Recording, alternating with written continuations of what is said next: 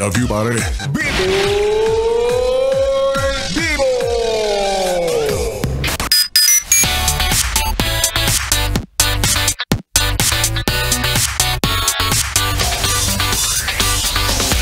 Yes, friend! Hello.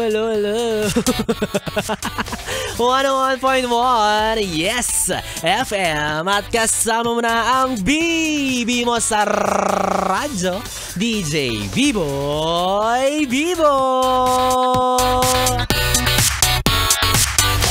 Yes, friend! Nadama mo na ba ang pabugso-bugsong pamamasa ng kalsada? Hoy! Confirm yan dahil ngayon ay tag-ulan na nga, no? Kinonfirm na yan sa atin kahapon ng Pag-asa. Buti pa yung kalsada na babasa. Samantalang tayo, daig pa sa pagkatuyo yung binilad na tuyo. Medyo kawawa tayo sa part na yun, no? Well, at least, di ba, tigang no more because rain is our savior. At bukod sa tag-ulan, meron ka bang napapansin na medyo nauuso rin ngayon? O, ano kaya yan? O, ito yung isang season dahil ngayon ay season rin ng kaliwat ka ng graduation. Naks naman! Ay, parang pangkasal pala yun, sorry. Iba pala yung sa graduation, sorry. Lagpas na kasi ako sa stage na yun, pangkasalan na rin kasi ako. Wow. Ano ba yung sa graduation? Nakalimutan ko na.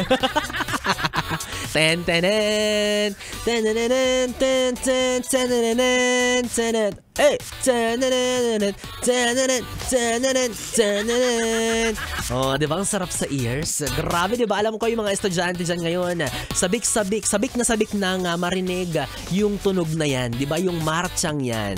Oh, di ba? Kaya naman ngayon, kapag binuksan mo yung Facebook at Instagram mo, ang daming nagpo-post about graduation. Lalo na yung letran. Wow, dyan sa Intramuros, Manila. Bukas raw ang kanilang graduation. O, sabi ni Kuya Joshua, sure na ba silang makakagraduate sila? Hoy, grabe ka naman. Di kung hindi, magiging audience na lang sila. Di ba? Pwede namang makinood kung hindi ka rampa sa stage. Di, audience, di ba? Audience impact, kumbaga. Yan naman sa inyo lahat, mga yes friend kong bibi na gagraduate or gagraduate pa lang. Ayan, congratulations.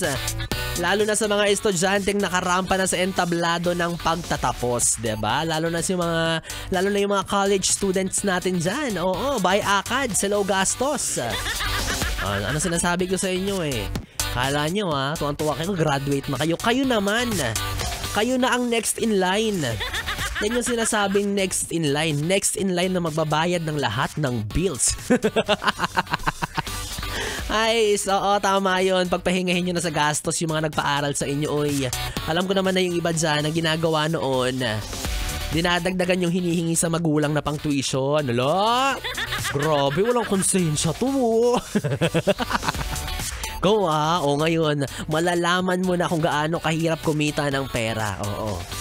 Loko-loko ka Dati ang tuition mo 1,000 lang. Tapos hiningi mo 2,500. Yoy! Gawain ni B-Boy. Una sa lahat, hindi po ako nagbabayad ng tuition. Kasi yung nanay ko sigurista. Siya mismo nagbabayad sa school.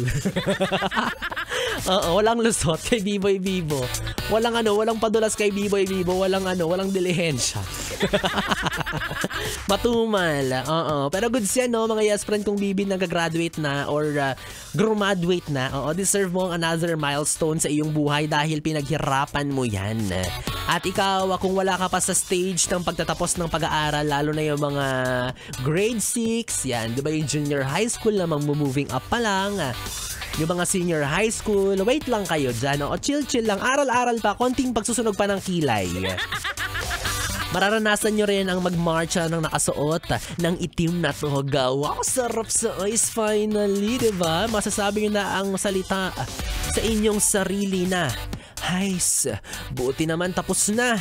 Hindi ko na kailangang mangopya. By ChatGPT ka ngayon.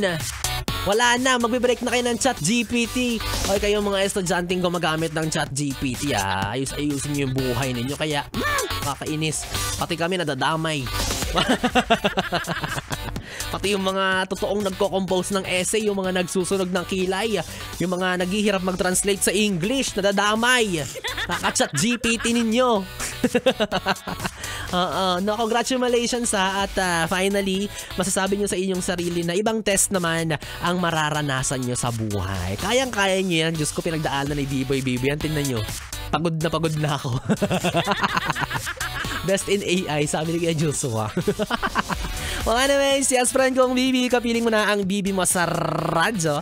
DJ Biboy Bibo, ang DJ na single, ready to mingle, basta walang label. At ako na ngayon yung mga kabonding hanggang mamayang alas 12 para sa ating Bibi Time. Dito pa rin at dito ka lang sa istasyong No Problem, ang 101.1 Yes FM. 101.1